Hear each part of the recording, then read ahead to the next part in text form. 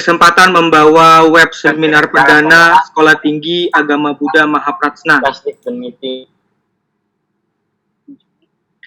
Dan hari ini kita berkesempatan pula mengenal lebih dekat Sekolah Tinggi Agama Buddha Mahaprajna dalam 60 menit ke depan.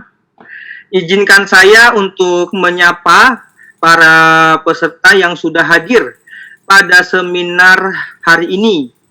Bapak Ibu yang kami hormati, para sesepuh dan para dosen, ada Pak Pembimas juga tadi ikut hadir, serta adik-adik mahasiswa maupun calon mahasiswa Sekolah Tinggi Agama Buddha Mahaprajna, dan tidak lupa para alumni. Terima kasih sudah bergabung. Selamat siang, Namo Buddhaya. Namo Buddhaya. Namo Buddhaya. Di hari yang berbahagia ini, sudah hadir dua narasumber yang luar biasa. Yang pertama adalah orang nomor 1 di kampus STAB Mahaprajna, Yang Mulia Biksu Duta Santi SAG BA MPDB, yang merupakan Ketua Sekolah Tinggi Agama Buddha Mahaprajna Jakarta. Beliau merupakan alumni Mahaprajna angkatan 2001 dan lulusan dari Fakultas Mahayana Mahakulalongkorn Raja Widyalaya University di Thailand. Pernah menjabat sebagai seksi pendidikan pada organisasi SMI dari tahun 2014 sampai dengan tahun 2019. Menjadi salah satu instruktur atau guru pembimbing dalam acara Tri Mandala Umpasampada Biksu yang diselenggarakan secara rutin setiap tahun oleh Chinese Buddhist Association of Taiwan.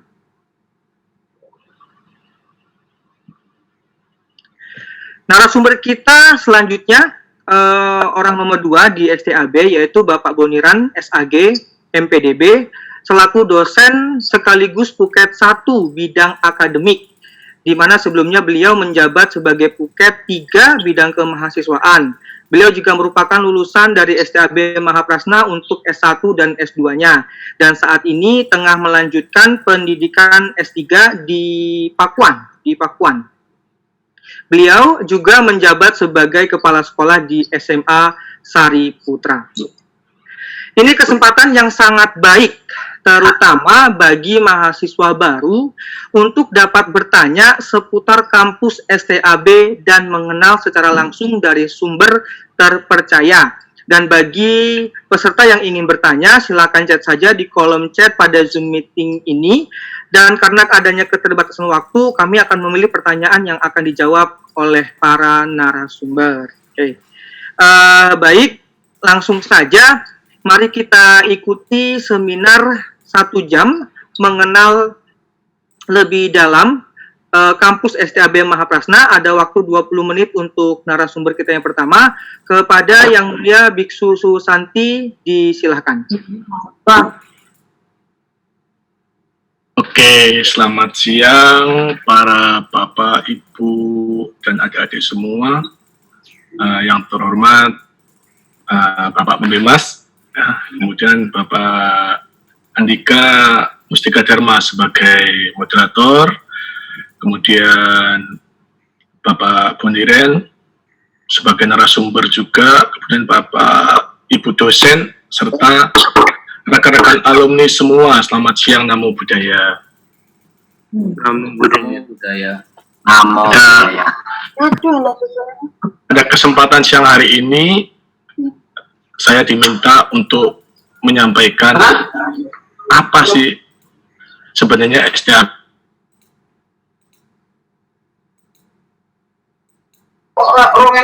Apa sih STAB Mahaprajna itu, gitu kan? Sebelumnya saya sampaikan, mungkin yang berdomisili di Jakarta udah tahu bahwa STAB Mahaprajna itu berdomisili di Jakarta Utara, tepatnya di Cilincing Lama nomor 3, berdampingan dengan Wihara Latawistara. Bagi yang dari luar Jakarta, boleh search di Google Map, akan tampak di sana. Sebelum lebih lanjut, saya akan sampaikan apa sih sebenarnya, kenapa waktu itu kok founder Yayasan Bodhi Prasada yaitu Biksu Andanawira ini, kenapa sih beliau kok memilih nama Mahaprasna itu? Sebenarnya Mahaprasna itu apa? Gitu loh. Kemudian setelah bincang-bincang, Suhu juga cari dari berbagai sumber, ternyata Mahaprasna itu merupakan salah satu daripada nama kitab suci di dalam agama Buddha Mahayana, namanya Mahaprasna Sutra.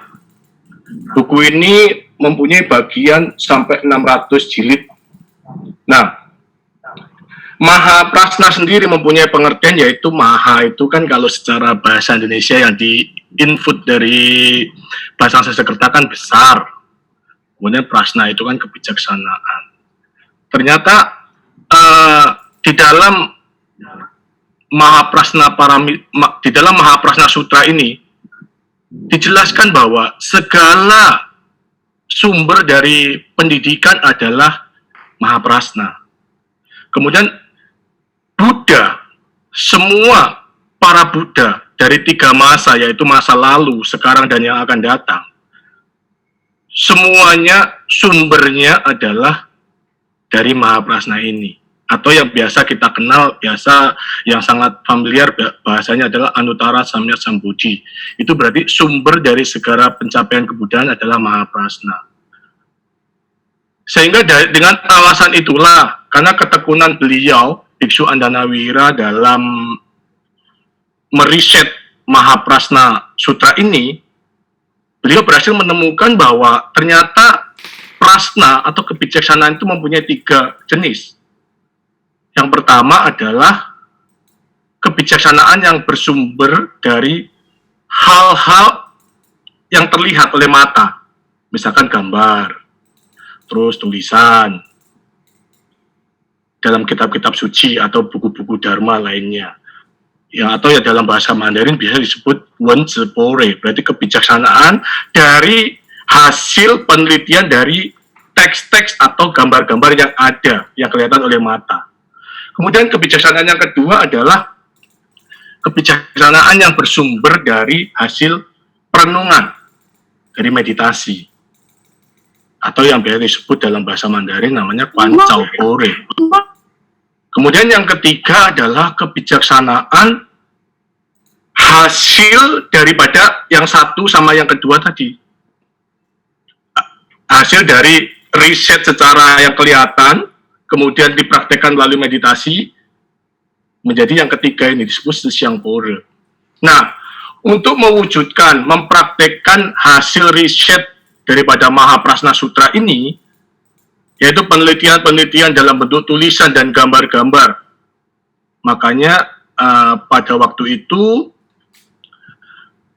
founder yayasan Suhu Biksu Andanawira ini merekrut, bertemu dengan Pak Joko Wuryanto, kemudian Pak Paniran, kemudian Pak Parwadi, dan dibantu oleh murid satu-satunya, murid tunggal dari beliau, yaitu Biksu Matra Maitri, mengajukan suatu proposal kepada Dirjen Bimas Buddha, yang waktu itu adalah Bapak Iwayan Swarjaya.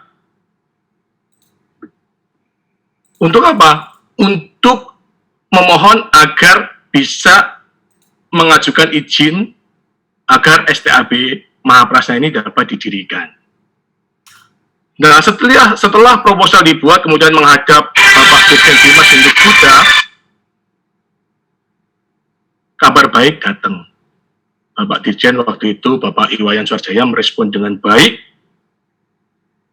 Kemudian pada tahun 2001 menerbitkan suatu surat keterangan izin operasional.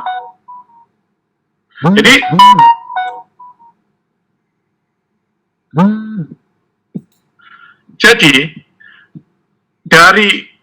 dari beberapa orang yang menghadap ke Pak Dirjen ini, audiensi, membawa proposal tentang pengajuan untuk izin operasional ini, berita baik dibawa pulang. Sehingga pada tahun 2001, tepatnya 2 September 2001, walaupun 1 bulan lebih awal, karena proses perizinan kalau di Indonesia ini udah biasa bahwa persyaratannya itu kadang-kadang kan agak rumit.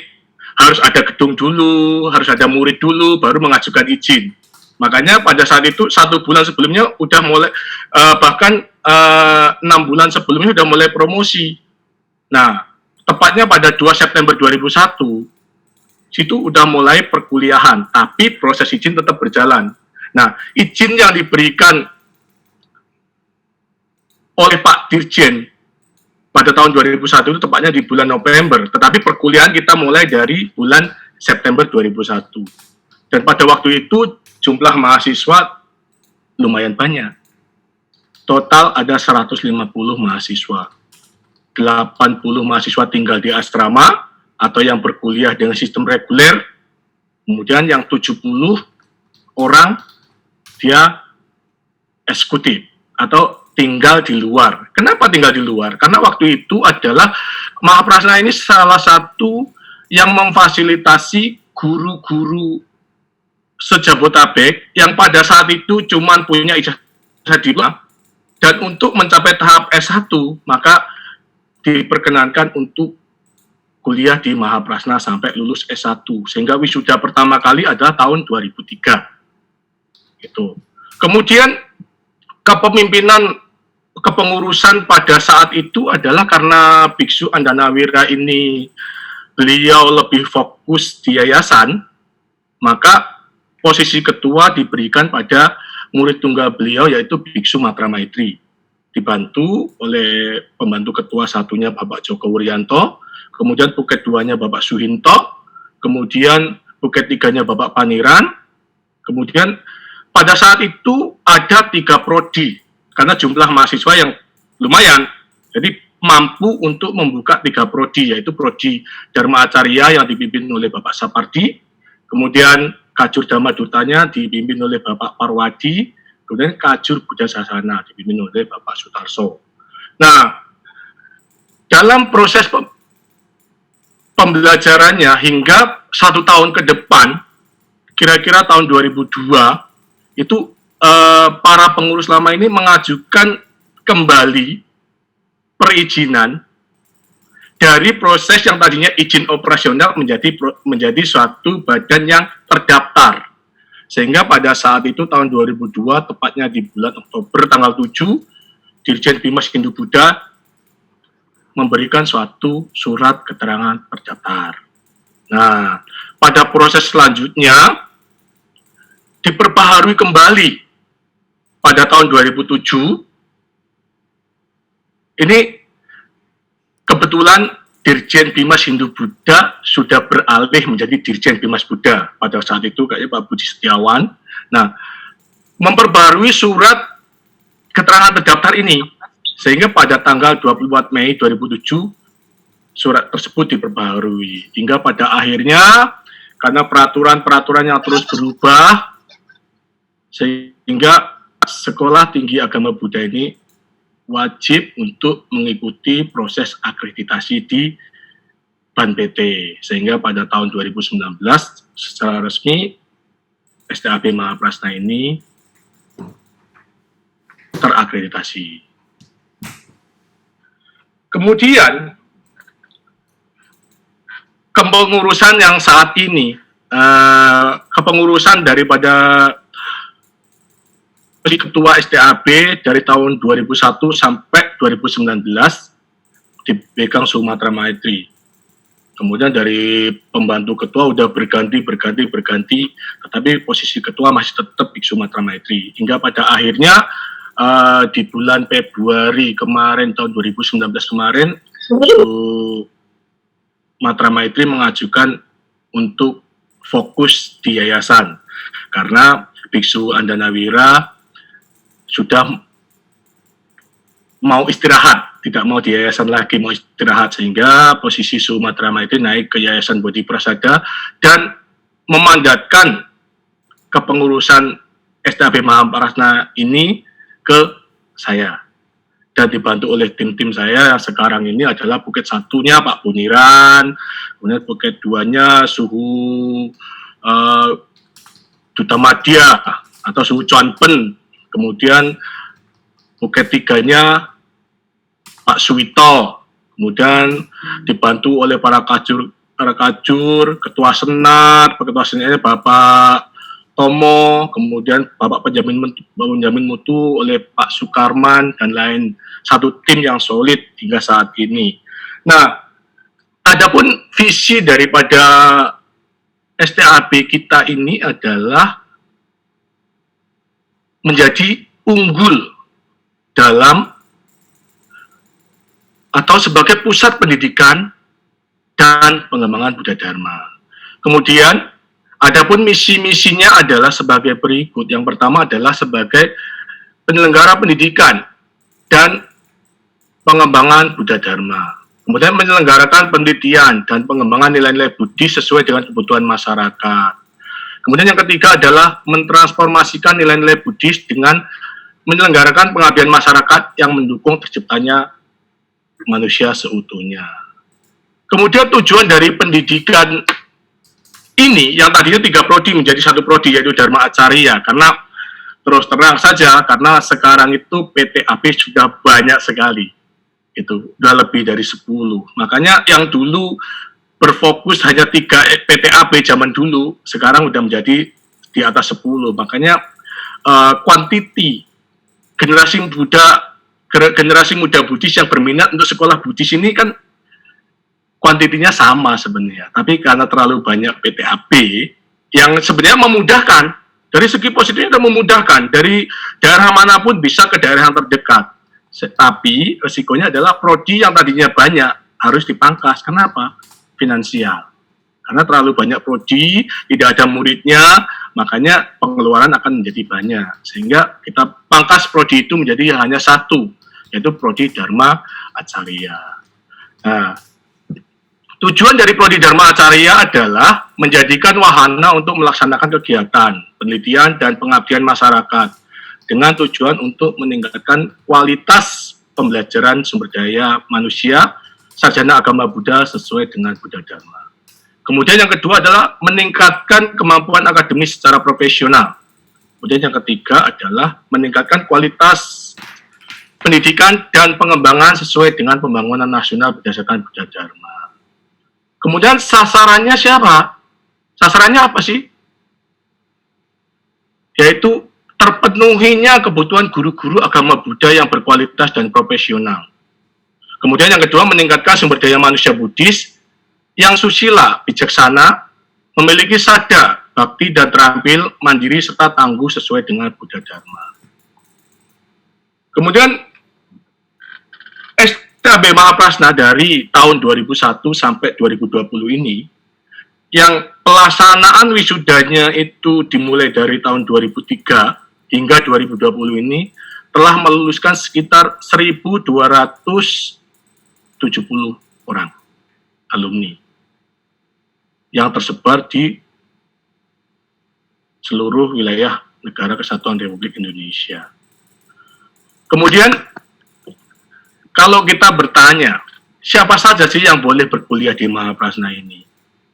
Tentunya jawaban kita adalah semua generasi muda Buddhis yang telah lulus SMA tentunya, atau yang sederajat, karena sekarang paket C juga sudah boleh kan, sederajat kan.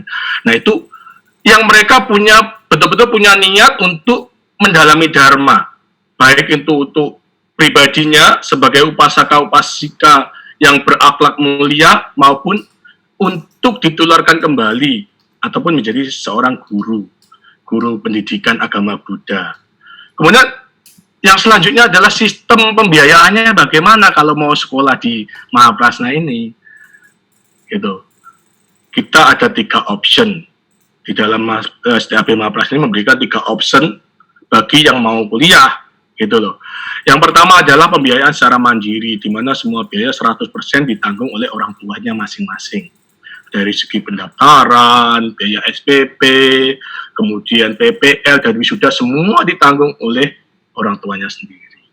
Option kedua adalah beasiswa dari pemerintah melalui Kementerian Agama, baik itu beasiswa bentuk prestasi, keluarga miskin, ataupun kartu Indonesia Pintar. Kemudian opsi yang ketiga adalah beasiswa yang diberikan oleh orang tua asuh. Dalam hal ini, opsi yang ketiga ini, kita semua anak-anak baru yang mau masuk sekolah ini, apabila memilih di opsi ketiga ini, harus bikin MOU, tanda tangan di atas materai. Karena persyaratannya hanya status saja, lulus dengan sempurna, tidak boleh putus di tengah jalan. Karena kalau sampai putus di tengah jalan, di dalam MOU itu dijelaskan bahwa apabila dengan alasan atau hal yang lainnya, apabila itu dari penilaian kepengurusan STAB ini layak untuk dikeluarkan atau layak untuk tidak melanjutkan sekolah, maka wajib mengganti biaya yang telah dikeluarkan itu sebesar 5 kali lipat dari biaya yang telah dikeluarkan. Itu. Adapun fasilitas ya dari tahun 2001 sampai sekarang hampir sama, asrama tetap ada. Cuman kita perbaiki lebih baik lagi. Yang dulu kelas-kelas itu pakai ACC, angin jendela cuma-cuma, sekarang udah ber-AC. Lapangan-lapangan olahraga kita perbaiki, lab meditasi, altar, klinik, semua kita sediakan. Nah, di sini untuk selanjutnya saya pribadi itu mengharapkan para alumni ini sebagai penyambung informasi dari kampus ke masyarakat nih, generasi muda Buddhis ini. Ini mohon bantuannya untuk menyampaikan informasi ini kepada rekan-rekan generasi muda kita. Informasi ini bukan untuk Anda, karena Anda udah melewati itu. Cuman untuk generasi muda Buddhis yang punya kemauan, sudah seyogyanya Anda sebagai alumni untuk menyampaikan informasi ini ke semua pihak. Sebelumnya saya ucapkan terima kasih kepada para alumni atas antusiasnya dalam acara ini. Ya. Jadi mungkin itu informasi yang dapat saya sampaikan. Atas kurang lebihnya saya pribadi mohon maaf. Untuk selanjutnya nanti kalau ada pertanyaan di kolom pertanyaan silahkan ditanyakan. Demikian, terima kasih. Namo Buddhaya. Namo Buddhaya. Namo Buddhaya. Terima kasih Suhu. Sebelumnya kami ingin menyapa dahulu. Selamat datang kami sampaikan kepada salah satu pendiri dari Mahaprasna, yaitu Bapak Paniran. Terima kasih atas kehadirannya Pak siang hari ini. Baik, terima kasih. Demikian yang disampaikan oleh Ketua Sekolah Tinggi Agama Buddha Mahaprasna. Secara singkat beliau menjelaskan tentang apa itu Mahaprasna dan sejarah dari berdirinya Mahaprasna sampai terakreditasi. Wah, sungguh menarik ya. Boleh para peserta sudah boleh untuk mempersiapkan pertanyaan-pertanyaan dan nanti bisa diketik di kolom chatting yang ada di Zoom meeting ini. Dan namun untuk sekarang selanjutnya kita akan mendengarkan pembicara kita yang kedua, sama waktunya adalah 20 menit kepada Bapak Boniran. Disilahkan. Silakan Pak. Oke, baik. Terima kasih Bapak Moderator, Bapak Ibu semua, serta rekan-rekan semua. Selamat siang, Namo Buddhaya. Namo Buddhaya. Ya, yang mulia Suhu, Bapak pendiri STAB, Bapak Paniran, yang saya hormati, Bapak Suwanto, selaku pembimbing juga, kemudian rekan-rekan alumni, dan mahasiswa-mahasiswi, dan yang terakhir kepada calon mahasiswa dan mahasiswi. Izinkan hari ini saya sedikit menyampaikan hal yang terkait dengan STAB Mahaprasna, khususnya di bidang saya mengenai kurikulum. Jadi apa-apa nanti yang sekiranya ada kaitannya dengan kurikulum, itulah yang akan saya sampaikan. Izinkan saya membuka slide.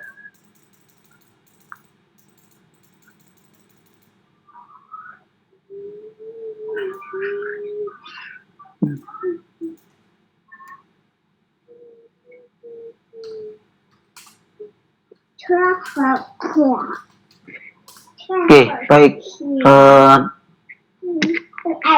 hari ini memang Katama yang sangat sangat luar biasa, karena saya lihat antusias para alumni luar biasa juga, dan saya dengan Suhu dikasih waktu yang sangat singkat untuk membabarkan sedikit tentang apa sih itu Mahaprasna, supaya adik-adik kita yang hendak kuliah atau masuk ke STAB Mahaprasna itu lebih yakin lagi dan lebih mengenal lebih dalam apa itu Mahaprasna. Nah, Mahaprasna sendiri tadi sudah disampaikan oleh Yang Mulia Suhu selaku Ketua STAB, telah membabarkan atau telah menjelaskan secara detail terkait dengan Mahaprasna itu apa. Nah, izinkan di sini saya Buniran selaku dosen dan juga Wakil Ketua bidang bidang akademik untuk sedikit mengulas kembali tentang STAB dan kurikulumnya. Rekan-rekan semua, rekan alumni dan semuanya, STAB kita berdiri memang di tahun 2001 atas gagasan para pendiri kita, yaitu Bapak Paniran, kemudian Bapak Parwati, Bapak Joko, Yang Mulia Suhu, dan Yang Mulia Sukong. Itu telah mempunyai inisiatif yang sangat luar biasa untuk menolong para guru-guru, menolong para calon-calon mahasiswa yang sekiranya ingin belajar. Ini bisa ini bisa sampai mendirikan STAB dengan bagusnya. STAB Mahaprasna. Perlu saya sampaikan pula bahwa tadi yang disampaikan oleh Yang Mulia Suhu, bahwasanya STAB Mahaprasna itu sudah terakreditasi B di tahun 2019, tepatnya di bulan 2 kemarin. Namun rangkaian untuk mencapai nilai B itu sangat-sangat berat sekali ya pada teman-teman alumni, karena memang untuk meraih nilai B itu kita ada batasan-batasan, ada hal-hal yang harus kita penuhi semuanya. Nah, kita bisa mencapai nilai B itu adalah jeripayah dari rekan-rekan dosen dan rekan-rekan yang lainnya yang selalu mendukung, sehingga yang dulunya STAB kita itu terakreditasi C di tahun 2014, kemudian kita up kembali itu menjadi akreditasinya atau mendapatkan nilai B, yang seyogianya harusnya kemarin itu bisa mencapai nilai A, tapi pada kenyataannya kita belum sampai ke situ. Tapi itu sudah pencapaian yang luar biasa. Jadi mohon dukungannya kepada nanti teman-teman supaya kita bisa up lagi ke akreditasi nilai A, supaya ke depan itu kita tidak perlu mengakreditasi lagi, artinya tinggal meneruskan seperti itu sesuai dengan aturan pemerintah dan Ban PT. Nah, sesuai dengan bidang saya akan menyampaikan tentang kurikulum. Namun sebelum ranah kurikulum ke STAB, saya ingin mengajak teman-teman, rekan-rekan semuanya untuk melihat kembali apa sih itu kurikulum. Ya. Apa sih itu kurikulum? Menurut Undang-Undang Nomor 20 Tahun 2003, inilah kurikulum.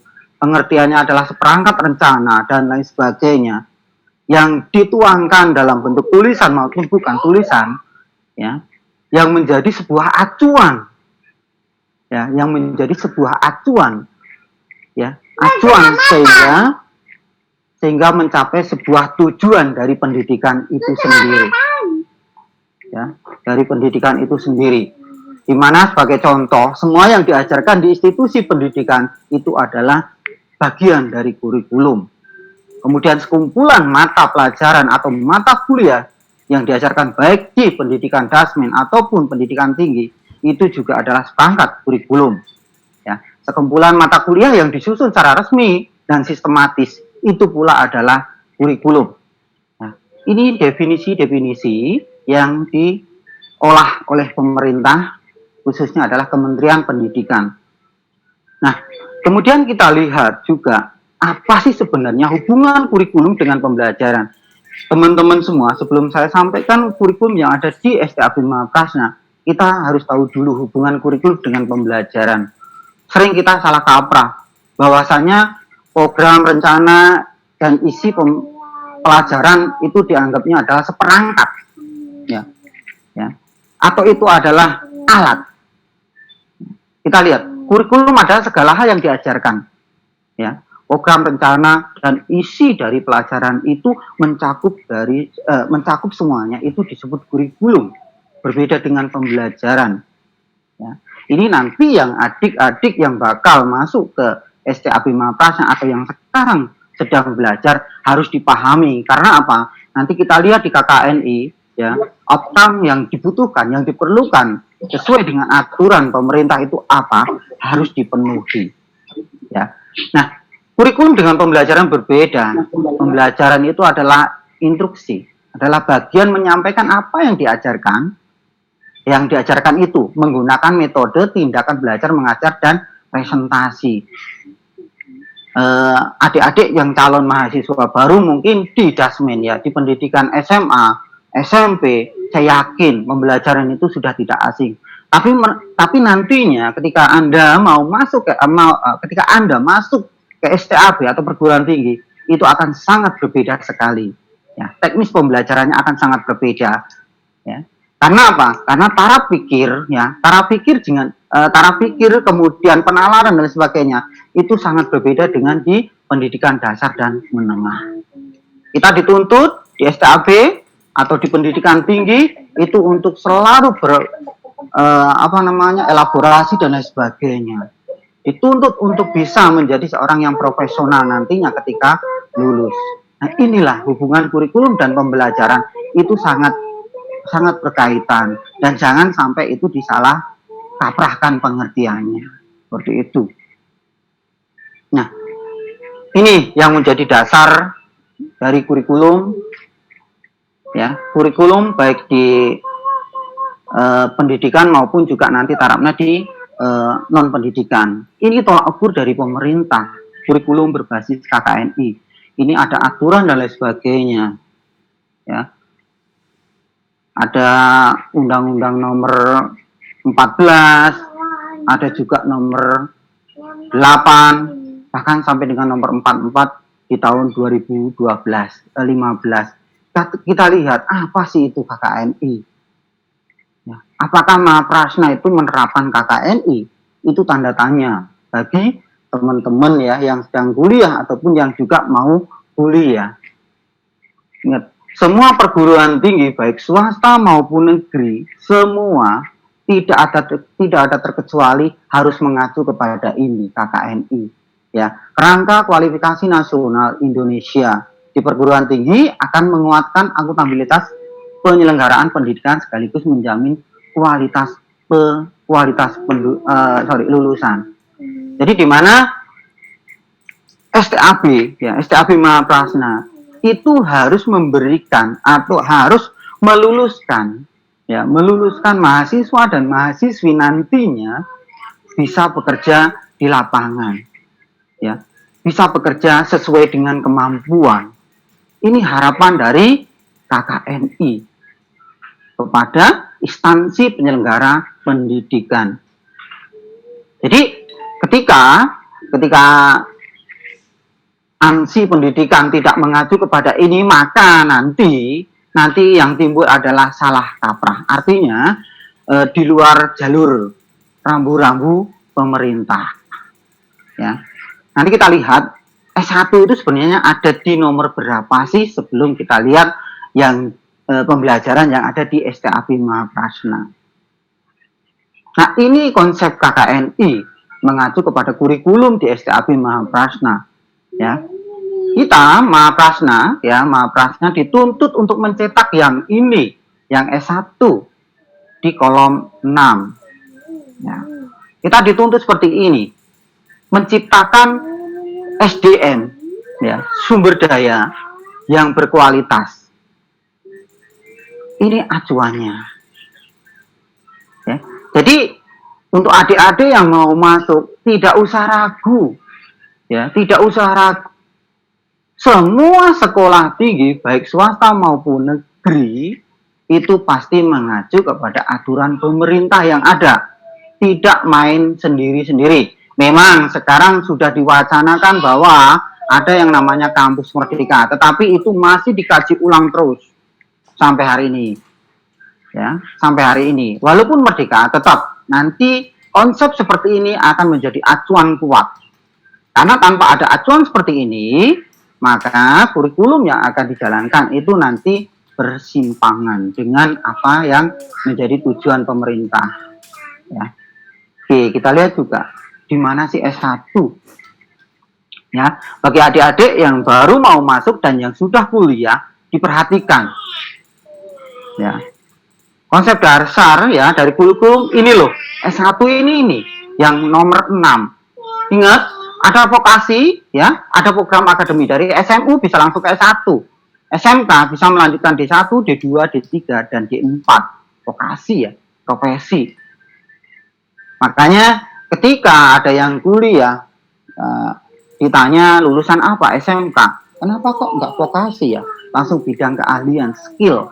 Ketika nanti keluar dari S1 atau D4 itu akan lari ke sini, ke teknis analisis ya, dan ke ahli, mohon maaf. Artinya kalau dari SMK melanjutkan ke bidang teknik dan lain sebagainya, nanti akan menjadi profesi yang luar biasa di sini. Tapi tidak ada salahnya ketika mengambil S1 langsung ya, karena ini juga menjadi profesi, yaitu keguruan dan lain sebagainya. Ingat, lulusan STAB ya, gelarnya sekarang adalah SPD, semua lulusannya perlu digarisbawahi, tidak semuanya menjadi guru ya, tidak semuanya menjadi guru, walaupun memang berbeda dengan outcome yang kita harapkan. Tapi profesi yang dia sudah capai ketika lulus S1 itu sangat luar biasa, menjadi nilai plus. Seperti contoh alumni-alumni yang sekarang bisa jadi pengusaha, baik itu perkebunan, kemudian pengusaha di bidang jual beli, dan juga mereka ada yang berbisnis ataupun yang menjadi dasar itu ada yang menjadi tujuan adalah PNS juga ya. Banyak teman-teman kita yang lulus tidak jadi guru ya, tapi di profesi-profesi yang lainnya ya. Tidak jadi guru di bagian kantornya. Nah, itu banyak. Ini nanti menjadi peluang sangat besar bagi adik-adik yang mau masuk dan juga yang sedang kuliah. Jadi jangan berkecil hati kuliah di STAB, itu nantinya akan bingung ketika lulus ya. Kurikulum sudah dicanangkan, kurikulum sudah dibuat, tujuannya adalah supaya nanti keluar itu bisa diterima di masyarakat dan berguna bagi masyarakat. Tujuan seperti ini. Kita lihat ini, inilah taraf S1. Harapan lulusan S1 adalah ini, mampu mengaplikasikan bidang keahliannya. Kita dituntut ya. Nah, ini para dosen di STAB ya, semuanya sudah menerapkan ini ya, memanfaatkan iptek. Nanti ada di bawah, di slide bawah, memanfaatkan iptek semaksimal mungkin ya, semaksimal mungkin, yaitu ya seperti contoh COVID sekarang ini ya, itu mau tak mau semua orang, semua instansi dituntut untuk bisa. Bahkan saya dengar sendiri dari para teman-teman saya selaku pengawas ya, baik di kabupaten ataupun kota, mereka baru belajar menggunakan Zoom. Sedangkan para dosen ya dan mahasiswa itu sudah mahir. Kawan-kawan kita yang di luaran itu baru belajar untuk menge-share Zoom itu seperti apa, slide itu. Ini mereka baru belajar dasarnya. Ya. Baru belajar dasarnya. Nah, kita semuanya sudah diajarkan oleh dosen TIK kita. Ya, Pak Bondan di sini ya, selaku itunya ya. Nah, beliau sudah mengajarkan dengan baik. Jadi, mampu mengaplikasikan, sudah tidak diragukan ya, lulusan MP nanti pasti bisa menggunakan yang namanya iptek tersebut. Kemudian, menguasai konsep teori di bidang pengetahuan. Saya yakin ingat ya, gelar SPD itu tidak hanya pengetahuannya itu tentang agama, tidak. Untuk metode, ya, untuk manajemen, ranah-ranah pendidikan semua dipelajari, ya. Tinggal prosentasinya berapa dan berapa, nanti dilihat.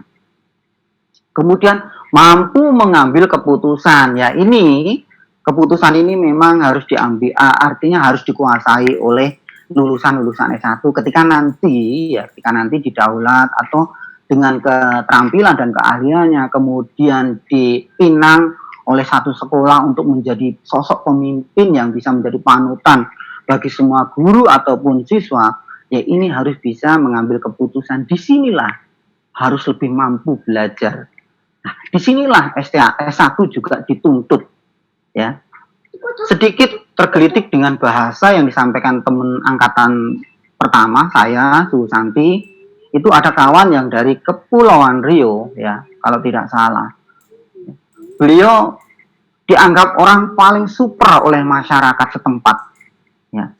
Jadi diminta untuk menjadi pemimpin kebaktian, terus diminta lagi untuk berdakwah di depan masyarakat, diminta lagi untuk memimpin hal-hal tradisi-tradisi. Nah, itu anggapan masyarakat, ya. Anggapan masyarakat itu adalah lulusan S1 tuh lulusan yang super profesional. Nah, maka dari itu untuk S1, ya, S1 yang di MP itu semua yang hal tadi yang Bapak sampaikan atau saya sampaikan tadi itu semuanya kita dalam kesehariannya. Kemudian tanggung jawab, kewenangan itu juga harus ada di dalam jiwa seorang sarjana pendidikan nantinya. Jadi itu yang harus ada. Kemudian ada hal lain, ya, harapannya ke depan itu apa sih yang harus dimiliki oleh pendidikan S1 sesuai dengan KKNI.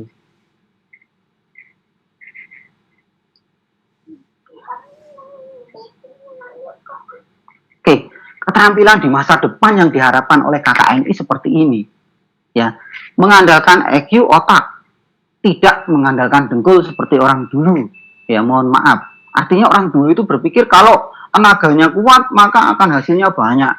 Ya, ternyata konsep itu ada benarnya juga ada salahnya. Benar ketika di lapangan dengan memang mediasinya harus menggunakan tenaga, bukan otak, itu pasti. Tapi ketika sekarang kita gunakan itu maka akan bahaya. Maka ke depan mengandalkan otak itu memang menjadi modal utama juga, ya.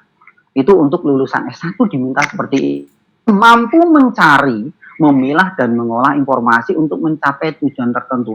Ini harus, ya, memilah. Yakin kalau di STAB hal ini tidak mungkin tidak diajarkan oleh fasenya atau susunya oleh para dosennya, pasti semuanya ada, ya. Kemudian mampu menggunakan komputer, tadi saya bilang di depan bahwasanya di MP juga diajarkan komputer, ya, yang saya bilang orang-orang baru belajar Zoom, ternyata kawan kita, teman-teman kita yang semester 1 bahkan, ya, itu sudah luar biasa menggunakan teknologi seperti itu. Kemudian memiliki kecerdasan emosi itu harus, ya, harus itu menjadi kunci juga, ya, ketika orang mau sukses, ya.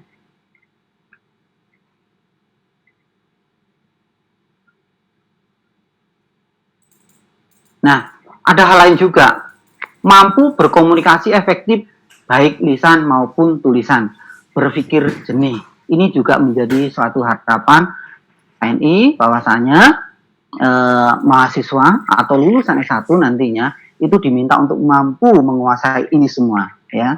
Jadi nggak perlu saya bacain semuanya. Ini harus dikuasai oleh satu, dan STAB semuanya memfasilitasi ini. Banyak, ya, dosen-dosennya yang sekarang memang lagi giat, ya, apresiasi bagi mereka karena yang muda-muda sekarang semuanya lagi melanjutkan studi baik S1 maupun baik S2 maupun S3. Itu satu apresiasi yang sangat luar biasa. Karena apa? Mereka juga tertantang, ya, tertantang untuk belajar. Tertantang untuk memberikan jiwa keilmuan dia nantinya kepada calon-calon mahasiswa baru. Ya, makanya ini juga harus dikuasai ketika lulus S1. Nah, Ini loh prosesnya dari KKNI, sistem perguruan. Jadi ini adalah STAB, ini adalah mahasiswa yang memiliki harapan untuk kuliah, mengikuti proses pembelajaran, lulus sebagai sarjana, ya, kemudian bekerja, ya, memiliki pengakuan dari masyarakat, ya, terus juga mampu memberikan dedikasi keilmuannya di dunia pendidikan. Satu SPD, ya, SPD itu bisa masuk juga di ranah perusahaan, ya, bukan hanya di dunia pendidikan, ya. Oke. Mohon izin Pak Boniran, waktu kita sudah habis untuk pengeluaran yang kedua. Sebentar Pak, bisa sedikit Baik. aja. Oke, sedikit aja, Rana yang dari STAB belum Pak. Mohon maaf. Oke, sedikit mohon waktunya 5 menit. Jadi sistem perkuliahan di STAB Mahaprasna yaitu sistem perkuliahannya adalah paket 144 SKS sampai dengan 160 SKS itu ditempuh dengan 8 semester, ya. Nanti dari 144 sampai 160 SKS itu akan dibagi oleh Kajur dan Buket 1, ya. Kemudian pelaksanaan perkuliahan itu dimulai dari jam 1 sampai dengan jam 10 malam, ya. Jurusan yang ada di kita sekarang ini yang diterapkan baru Dharma Acarya, bahwa kalau tadi kan ada 3, memang benar tidak saya tuliskan karena kita dosennya masih terbatas, maka yang dibuka Dharma Acarya. Kemudian sistem pertemuannya sama dengan di kampus di University 16 tatap muka. Itu dalam 1 semester. Ini hanya gambar-gambar Pak Andika. Proses COVID sebelum COVID seperti ini. Saya tampilkan saja. Ini prosesnya. Kemudian ini ketika COVID terjadi kita menggunakan Zoom, Google Classroom, Skype atau Hangout, ya. Kemudian ada lagi ini kegiatan mahasiswa ketika menyusun skripsi di masa-masa COVID, mereka selalu antusias untuk bimbingan dan lain sebagainya, ya. Walaupun di masa wabah. Kemudian sedikit Pak Andika. Jadi bimbingan di STAB Mahaprasna masa COVID ini tidak diwajibkan untuk bertatap muka. Kemudian ini sebenarnya tantangan di masa-masa COVID itu yang sangat menonjol atau yang sangat ini apa sih? Ini hal-hal yang muncul sebenarnya. Tadi artinya biasa. Tuhan kurang emosi atau gregetnya, tidak ada perasaan ini yang keluar di online sebenarnya. Dan ini kalau online sudah nggak ini kan ada yang mendengarkan, bahkan ada yang ngantuk juga. Ini yang terjadi. Kemudian kegiatan selalu dikaitkan dengan IT. Ya, apakah pandemi ini Buddhis memberikan solusi yang sangat bagus? Yaitu adalah di Buddhis meditasi sebenarnya, ya. Ini tidak perlu saya jabarkan karena waktu habis. Ini hanya foto, ya. Mohon maaf yang mulia, saya ambil fotonya yang ini. Ini dosen-dosen di MP untuk mahasiswa baru supaya lebih kenal. Kemudian ini ketika wisuda, ya, ada beberapa dosen yang belum masuk. Ketika disnatalis keberapa ini saya lupa. Kemudian yang terakhir, terima kasih, Namo Buddhaya. Budaya.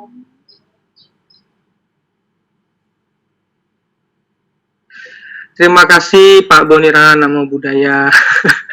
Ya, ternyata memang waktu selama 1 jam ini sepertinya kurang untuk kita semua karena banyak sekali hal-hal menarik yang bisa disampaikan terkait Mahaprasna ini.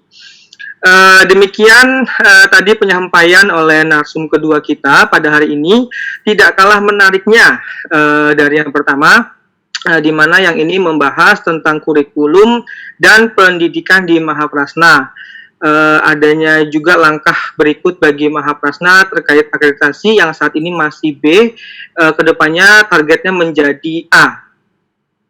Dan tentu bagi mahasiswa baru nanti tidak perlu khawatir ketika berkuliah di Mahaprasna. Bagaimana ketika lulus nanti, karena lulusan STAB tidak hanya berpengetahuan tentang agama saja, melainkan pengetahuan maupun keterampilan yang lain juga akan dilatih di sana. Dan tadi sedikit dijelaskan oleh Pak Boniran bagaimana perkuliahan Mahaprasna sebelum dan selama masa COVID berlangsung. Terima kasih Pak untuk penjelasannya. Dan di sini saya ingin menyampaikan, mohon maaf untuk seminar kita ini untuk pesertanya memang masih terbatas 100 orang saja, sehingga tadi ada beberapa orang yang mau masuk tapi belum bisa. Namun semoga berkat dukungan dari semuanya, ke depannya nanti Mahaprasna dapat menerima lebih banyak lagi peserta. Sadu, sadu, sadu. Dan ini sudah mulai ada yang bertanya, yaitu Bapak Kunarso ya, Pak Kunarso yang merupakan alumni dari Mahaprasna juga. Dia, mari kita baca untuk pertanyaan dari Pak Kunarso. Namo Buddhaya, Suhu Santi, dan Pak Boniran. Mendengar paparannya sangat menarik sekali. Mohon izin bertanya bagaimana strategi Sekolah Tinggi Agama Buddha Mahaprasna dalam menghadapi tantangan ke depan, mengingat perguruan tinggi agama Buddha di Indonesia sudah cukup banyak, khususnya terkait prodi. Adakah rencana untuk membuka prodi baru yang bersifat umum? Silakan kepada Yang Mulia Suhu terlebih dahulu untuk menjawab pertanyaan dari Pak Kunarso. Dipersilakan Suhu. Oke, terima kasih Pak Kunarso. Pertanyaannya sangat menarik dan itu juga menjadi pertanyaan saya. Ya, kita semua sebenarnya semua PTAB di Indonesia ini mempunyai market yang sama. Karena generasi muda Buddhis kita ini jumlahnya ya segitu-gitu saja. Bagi yang mampu ekonominya pasti akan memilih perguruan tinggi lain. Bagi yang ekonomi ini kita tidak pandang rendah. Bagi yang ekonomi pas-pasan atau benar-benar ingin belajar Buddhis, baru mereka akan beralih ke sekolah tinggi agama Buddha, baik dimanapun itu.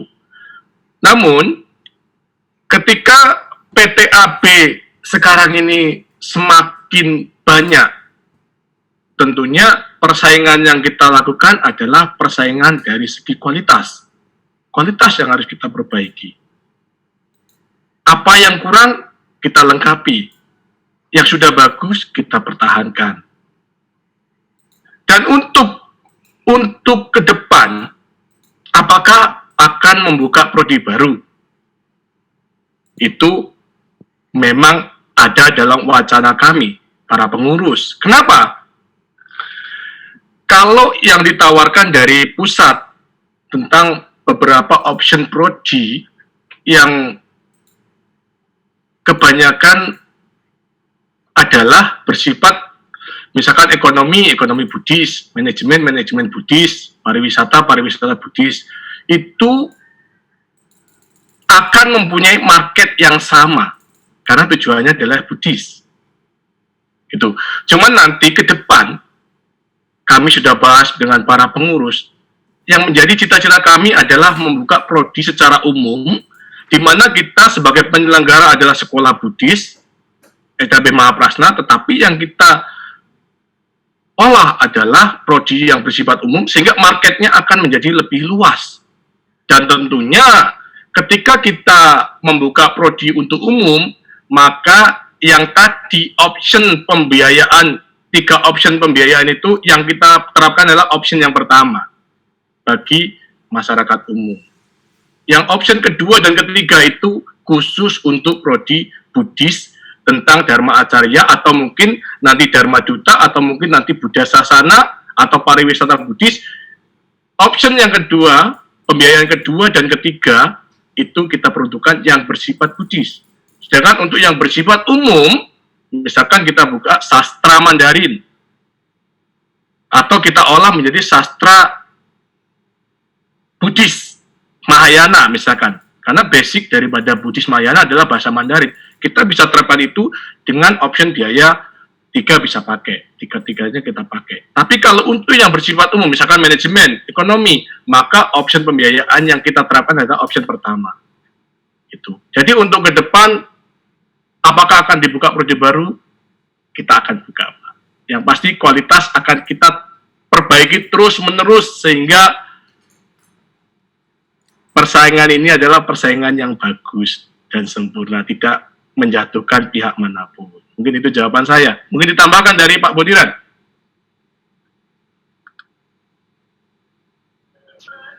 Oke, baik. Terima kasih. Ya, sedikit saya menambahkan mengenai pertanyaan Bapak Kunarso, luar biasa. Bapak Kunarso merupakan alumni MP yang sekarang menjadi dosen di STABN Sriwijaya. Sangat luar biasa. Jadi bangga kami selaku STAB, selaku STAB institusi yang bisa meluluskan alumni yang sekarang juga menjadi seorang pemimpin dan dosen juga yang nantinya bisa meluluskan para mahasiswa. Nah, sebenarnya jawaban sudah ada di suhu semua, tapi saya juga perlu menekankan Bapak Kunarso, ya, kepada Bapak Kunarso terkait pertanyaan, menekankan seperti ini. Tidak ada yang tidak mungkin, ya.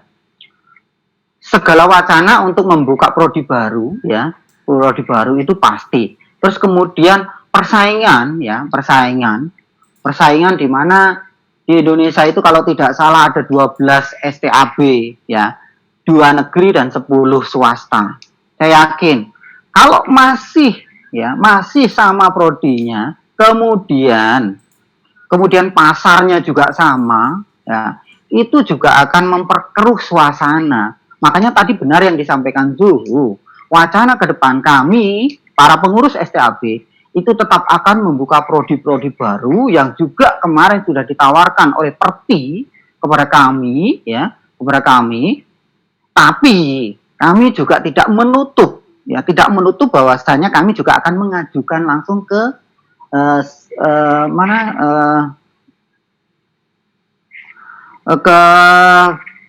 bukan ke Perti ya, untuk membuka prodi umum. Artinya apa? Supaya pasar yang kami rekrut nantinya itu tidak menjadi satu dengan pasar-pasar yang ada di STAB, khususnya ya di STAB seluruh Indonesia yang ada 10 sampai 12 tadi.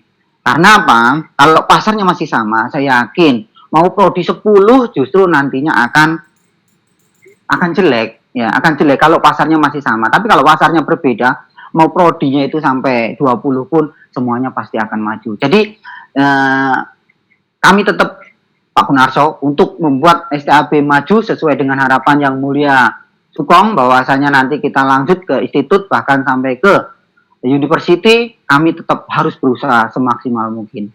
Dan sekarang ini memang kami masih terbatas dengan jumlah dosen, ya, dosen yang S2-nya untuk dijadikan dosen tetap, karena prodi baru harus membutuhkan minimal 5 dosen yang memang rumpunnya sesuai. Artinya kalau tadi yang Su sampaikan Mandarin, kita Mandarin sebenarnya ahlinya sudah banyak, tetapi untuk label S2-nya memang kita masih kewalahan, baru 2-3 orang, itu belum memenuhi syarat. Kami makanya belum berani ajukan di tahun ini.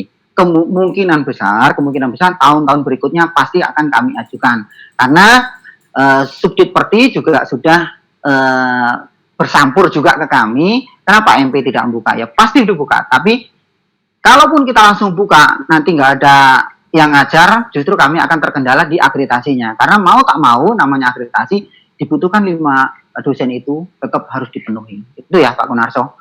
Jadi jangan khawatir, MP pasti membuka seperti itu, dan mudah-mudahan pasarnya akan berbeda.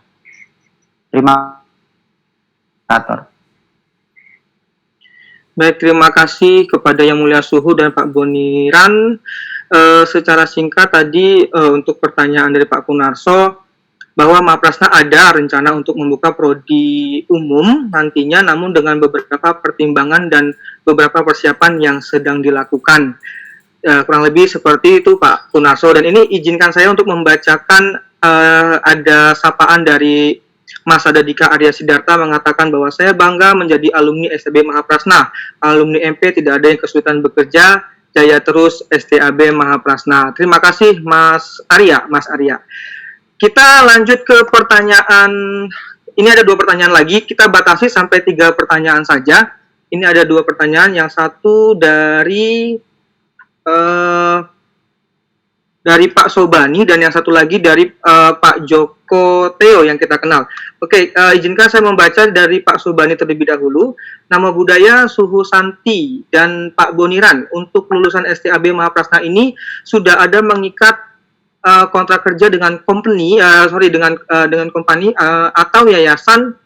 Apakah ya Suhu Pak? Maksudnya sudah ada ikatan kontrakkah dengan perusahaan atau yayasan? Dipersilakan.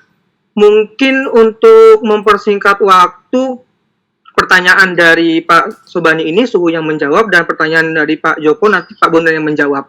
Demikian. Terima kasih. Silakan Yang Mulia Suhu. Oke, terima kasih Pak Moderator. Pertanyaan dari Bapak Sobani ya, ini dari Departemen Eksim, itu berarti ekspor impor ya. Jadi gini, secara tertulis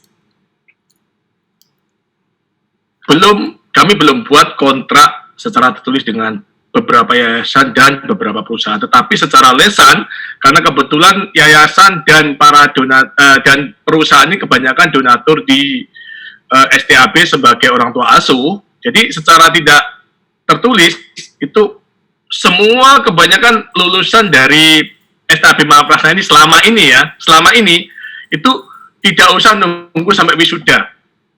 Semester 8 selesai, mereka kebanyakan sudah magang.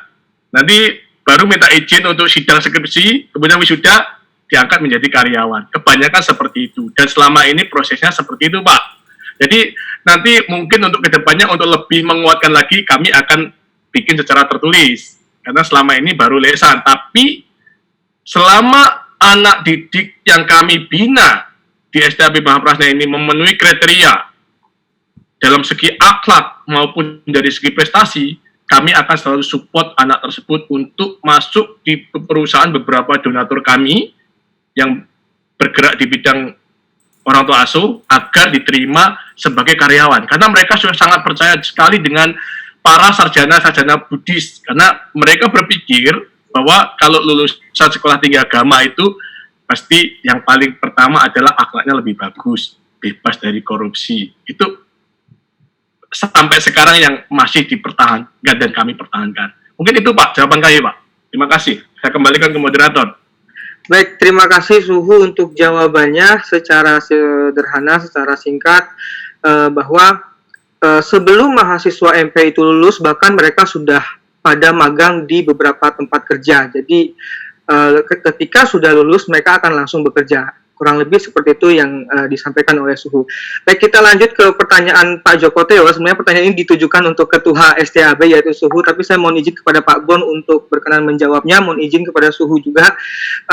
Saya membacakan pertanyaannya.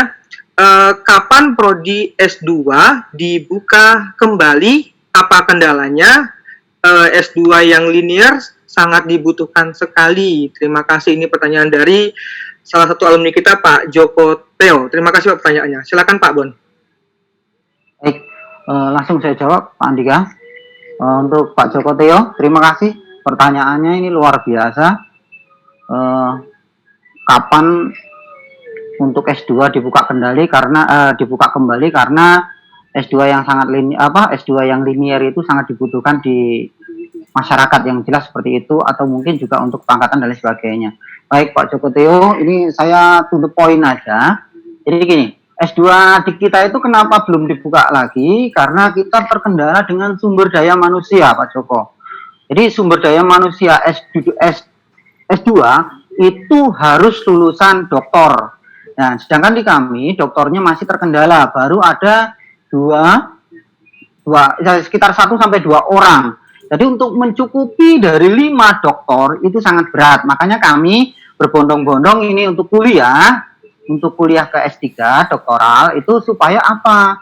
Yang nantinya harapan yang seperti alumni Pak Joko sampaikan ini akan segera kami bisa realisasikan. Untuk sementara S2 di kita memang kita off dulu, ya, di-off dulu. Dibekukan dulu, bukan berarti ditutup ya. Artinya dibekukan karena secara kedinasan, secara apa namanya ya, itu juga masih tertera bahwa S2 MP itu masih seperti itu ya. Jadi mohon maaf, jadi sebelum terpenuhi sumber daya yang S3-nya minimal 4 orang Pak Joko, itu kami belum berani membuka. Karena apa? Nanti juga kasus. Kami pengurus tidak mau ambil risiko terlalu berat. Ya. Tadi Pak Kunarso kan buka lagi, tapi sumber dayanya harus kita penuhi dulu. Kalau hanya membuat kurikulum dan lain sebagainya, kami bisa mengundang para ahli, kemudian kami susun, ajukan, buka prodi, beres. Tapi yang belum bisa kita penuhi adalah sumber dayanya sebagai tenaga pengajar. Ya nanti kalau Pak Joko udah lulus ya kan, dan teman-teman bisa membantu, welcome. Kami akan sangat berterima kasih untuk para alumni yang sudah mempunyai gelar doktor, ya. Kebetulan belum terikat kedinasan, kita juga nanti akan merekrut bagi kawan-kawan yang berniat untuk mengembangkan STAB. Seperti itu Pak Joko ya, terkendala di sumber daya, bukan di apa-apa ya. Terima kasih. Saya kembalikan ke Pak Andika.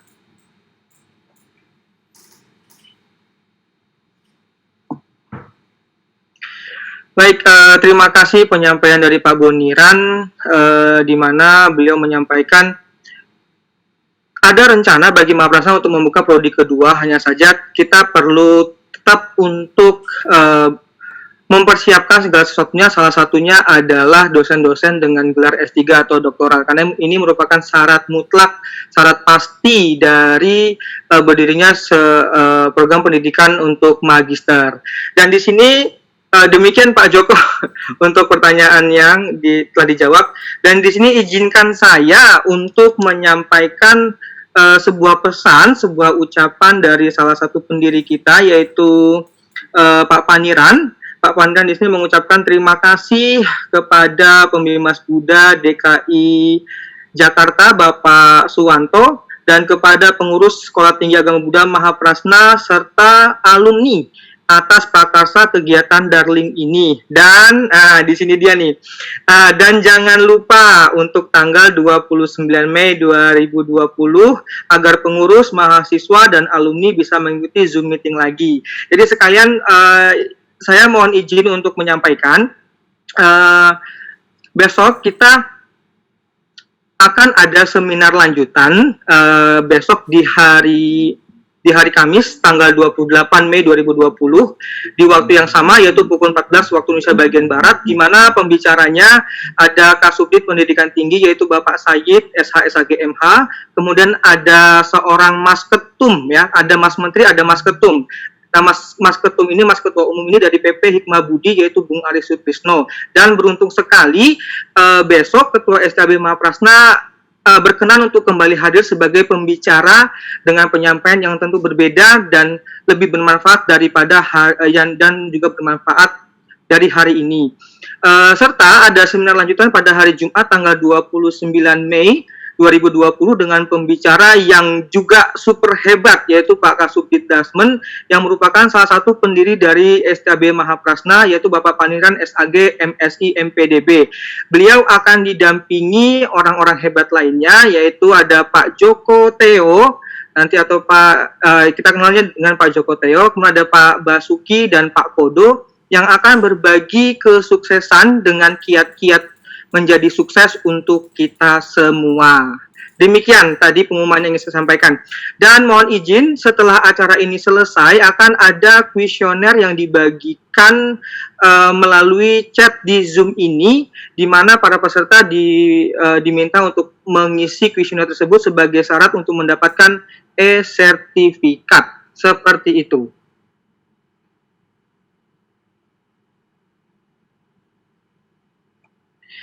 Baik, demikian dan juga kami di sini mau mengucapkan selamat bergabung kepada mahasiswa baru. Semoga mendapat banyak pengetahuan dan pengalaman selama berkuliah di Mahaprasna.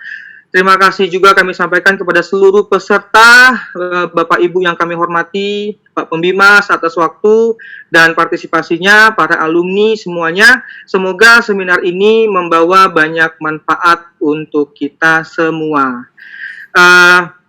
Demikian seluruh rangkaian acara. Terima kasih untuk semuanya. Kami undur diri. Namo Buddhaya.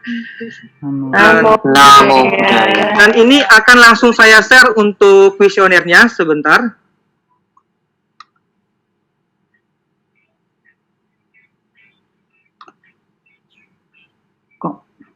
mic-nya boleh dibuka sambil sapa juga nggak apa-apa kali Pak. Udah selesai kan acaranya?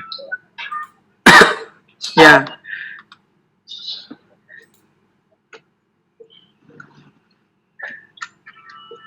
Kita closing nanti.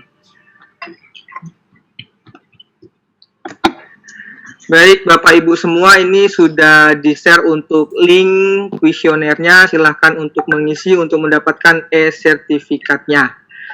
Demikian, sekali lagi saya mengucapkan terima kasih untuk semuanya, dan jangan lupa saksikan seminar besok tanggal 28 dan tanggal 29 dengan narasumber yang juga hebat-hebat.